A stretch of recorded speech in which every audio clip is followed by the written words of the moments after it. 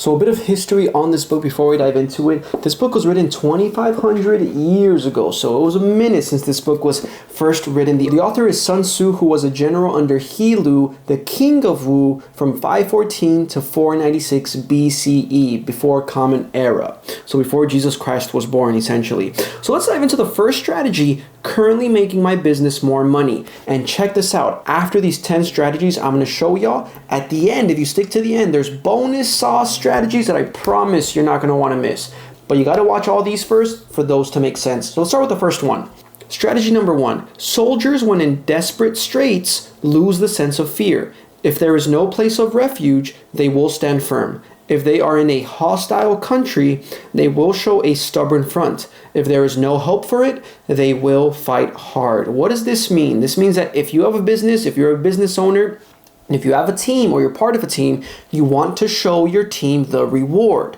Like the quote is saying, when they're in a desperate strait, like a backed up wall, they lose the sense of fear and they're like, hey, this is like do or die and I'm not going to die. So you want to show your team the reward and burn the bridges. What that means is, hey team, we're doing this. Everyone has to be in or it's not going to work and there's no going back. You have to show them what can be gained if everyone gives 110%. Like, hey team, if everyone just locks in, gives me 1 year, give me 1 year and I will get us to everyone making X amount of money, the business making X amount of money, but you have to do it, otherwise it won't work. Everyone has to be in.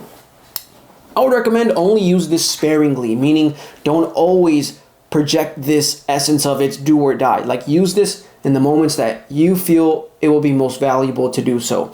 Strategy number 2 is from chapter 11. I don't know if I mentioned already, but the first one was from chapter 11 as well.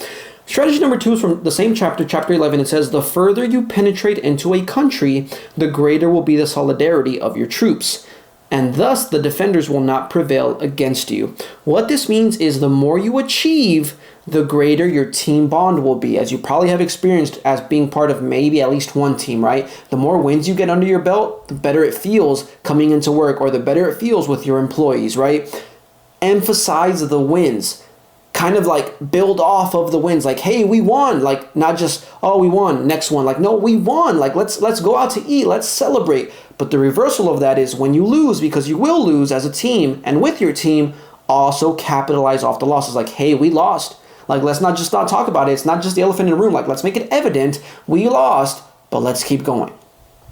Strategy number 3 is from chapter 10. Regard your soldiers as your children, and they will follow you into the deepest valleys. Look upon them as your own beloved sons, and they will stand by you even unto death. What this means is that invest in your team, allow them to grow, encourage growth, whether that's providing them funds for continuing their education, whether it's providing them trainings, conferences, conventions where they can actually become better people and better in their kind of work area that they do for you or for the team.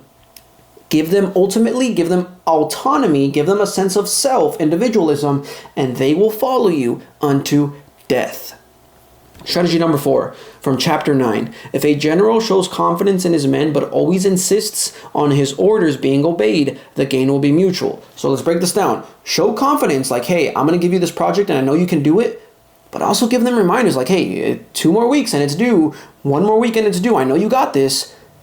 The gain, what both sides gain, you as the employer or team member and the other side, the employer or team member, the gain will be mutual. What this means is don't micromanage. Remind them on what needs to be done and what can be achieved if it is completed. Always give praise, not punishment. You want your employees, your team members to work not because out of fear if they don't complete the project, but out of enjoyment and the praise they get if they do complete the project. Strategy 5, we're halfway there, guys, to the extra sauce at the end, so don't click out of this video. Trust me, you're going to want to stay to the end. Strategy 5 from chapter 10 states, the general who advances without coveting fame and retreats without fearing disgrace, whose only thought is to protect his country and do good service for his sovereign, is the jewel of the kingdom. What does this mean? Do what's best for the business, not for your ego. Do what's best for the business, not for yourself. Do what's best for the business, not for your bank account. When you win, and when the evidence is too alarming to win, then win. Like, it just makes sense. You have to win sometimes, right? But when the evidence is too alarming that you must lose, then lose as well. but don't ever risk your team for your ego. When you have to lose, it's okay to lose. When you have to win, we all know it's okay to win, right?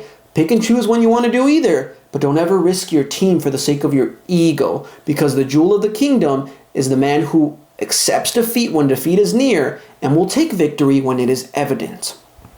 Strategy 6, Chapter 8. There are 5 dangerous faults which may affect a general. Maybe you want to write these down. Number 1, recklessness, which leads to destruction. Number 2, cowardice, which leads to capture. Number 3, a hasty temper, which can be provoked by insults. Number 4, delicacy of honor, which is sensitive to shame. And number 5, over-solicitude for his men, which exposes him to worry and trouble. Let's break these down very briefly. Number 1, recklessness, which leads to destruction. Have prudence. What is prudence? It's thinking ahead, thinking wisely of, if I do this, oh, this will probably happen. If I say this, this will be the outcome. So think ahead, be at least one step ahead, have prudence. Don't just act recklessly. Number 2, cowardice, which leads to capture. Calculated bravery. Be brave, like be that risk taker that you want to be, like from the workout reels you see on TikTok, right? Like be a risk taker, but calculated. Don't just be dumb. That's just being dumb if you don't calculate it. Like show bravery, but calculated bravery. Number 3, a hasty temper, which can be provoked by insults. Have a quick mind, know what you're going to think, but a slow tongue. Don't let your tongue beat you to what your mind is already calculating. That's how you lose. That's how people get the best of you. That's how your team gets the best of you. Number 4, delicacy of honor, which is sensitive to shame. This one's hard. We all want to be the macho man, the macho girl with the big muscles and the big forearms, whatever it is, right? The big legs, not me though. Business over ego every single time. If you want your business to last and not just make X amount of dollars in 1 month and then you die because your ego was too much, but if you actually want it to last, business over ego. Have your honor, have your pridefulness, whatever you want. Just don't let it be too much to where it actually kills the business and disrupts your team. Lastly, but not least, over-solicitude for his men, which exposes him or her. I use him because that's what the book says, but this can be applied just the same for women as well. But that's why I'm using the word him.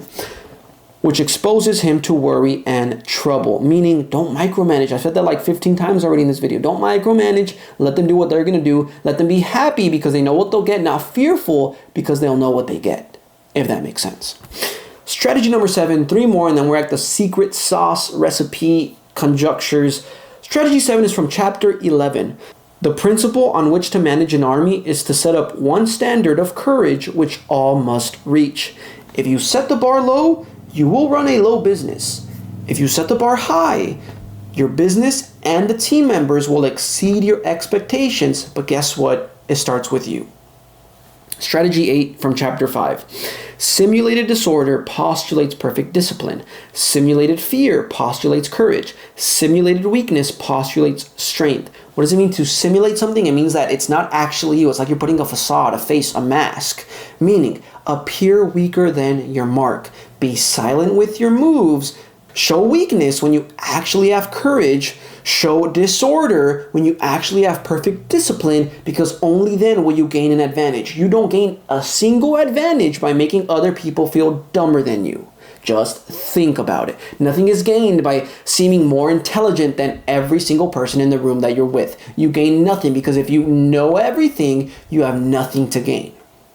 Strategy 9 from chapter 5. Therefore, the good fighter will be terrible in his onset and prompt in his decision. So this one has to be kind of taken with a grain of salt also, because the quote is saying you want to take action now, right? The good fighter is terrible in his onset, meaning he just kind of does it. You want to be smart as well. So I'm not just kind of, I don't want to mislead you also, but you want to take action, but you also, with that, I'm gonna follow it up with this. You want to learn quickly from your action, meaning you want to fail early. Meaning you want to fail early, fail often, but always fail forward. Check this out. The only reason that other people are more ahead of you on your spectrum of success, whatever that is for you, is because they have more failures, more losses under their belts. Not more wins. That's already obvious. But they got those wins by having more failures surpass their wins. And only the wins look great on paper, look great in the bank account, and that's really what the public eye sees. But the only reason you're not where they are is because they have failed more times than you. So just act, but learn from your acting and keep acting so you can keep failing and then get those wins. Last strategy, y'all, and then the secret sauce. Strategy number 10, the most important in my eyes from this list of 10, from chapter 4. Thus it is that in war the victorious strategist only seeks battle after the victory has been won, whereas he who is destined to defeat first fights and afterward looks for victory. What does this mean? Deconstruct. You have a new business idea? Great. You want to hire a new employee? You don't know if you have the funds yet?